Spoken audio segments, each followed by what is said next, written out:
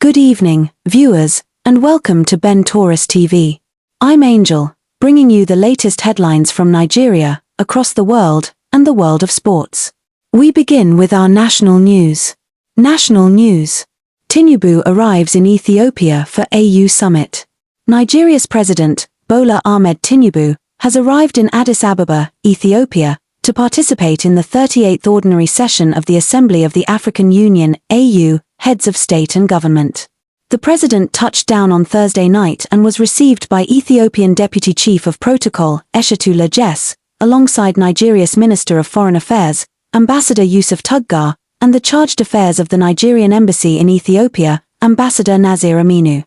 Following his arrival, President Tinubu was briefed late into the night by Ambassador Tuggar on key developments at the summit, including some diplomatic victories for Nigeria. One of the notable achievements was the re-election of Ambassador Bankole Adeoye as AU Commissioner for Political Affairs, Peace, and Security. In addition, Nigeria retained its seat on the African Union Peace and Security Council, reinforcing its leadership role in addressing security challenges across the continent. This year's AU summit is centered on the theme, Justice for Africans and People of African Descent through Reparations, focusing on the need for reparatory justice and racial healing. During the summit, President Tinubu is expected to deliver a keynote speech at the AU Peace and Security Council meeting, where discussions will focus on ongoing conflicts in Africa, particularly the escalating crisis in the Democratic Republic of Congo, DRC. The president is scheduled to return to Abuja on Monday, February 17. FG to set up power rangers to stop vandalism of electricity assets. The federal government of Nigeria has announced plans to establish a special security unit named Power Rangers to combat the increasing cases of vandalism of electricity infrastructure across the country. This was revealed by the Minister of Interior, Olabunmi Tunji, during an interview on Friday. He stated that the security unit, which will operate under the Nigeria Security and Civil Defense Corps, NSCDC, will be responsible for safeguarding critical power installations in all 36 states and the Federal Capital Territory, FCT. Tunji emphasized the need for a sector-specific security approach, drawing a comparison with the Mines Marshals Initiative, which was introduced in 2024 to tackle security challenges in the mining sector. He explained that previous security strategies lacked a tailored approach, treating national assets as a one-size-fits-all problem.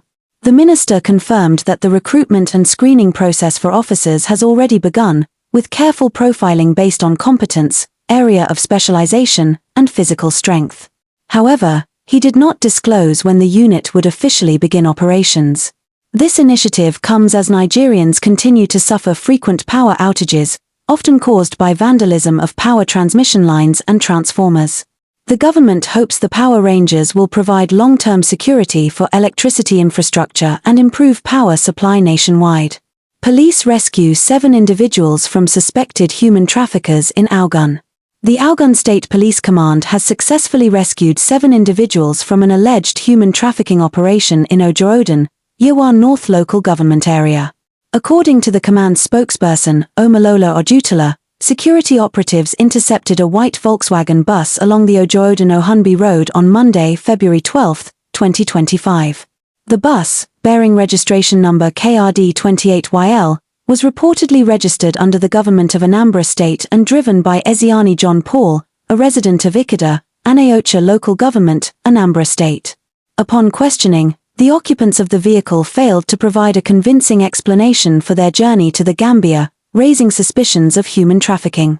The rescued victims include Emmanuel Eni Igor, 25, John Peter Oga, 18, Chidioke Basil, 20, Emeketa Chimaudi, 18, Osondu Marvelous, 19, Ifini Emmanuel Uchechukwu, 18, Anizoba Kiagazi Emmanuel, 18.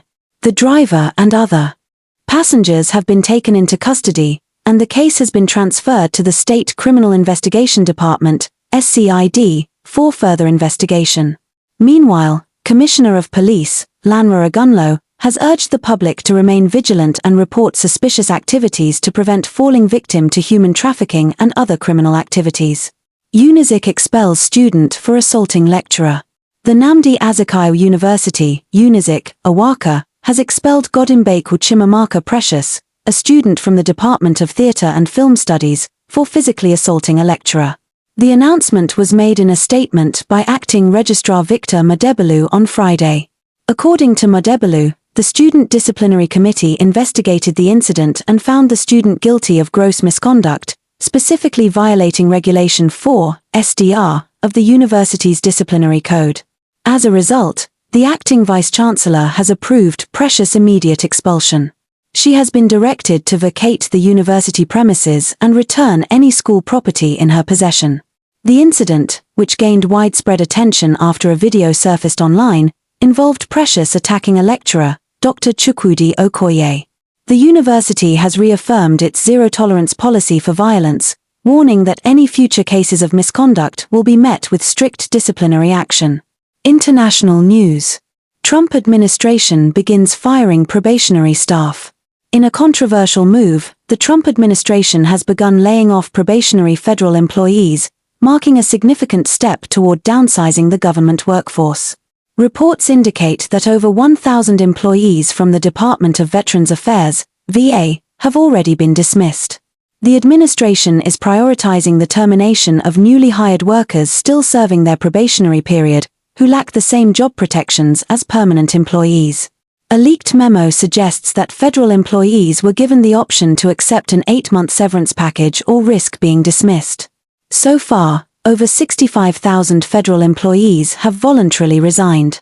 Critics argue that the mass layoffs could disrupt essential government services, while supporters believe the move is necessary to reduce government spending and increase efficiency. Sports news.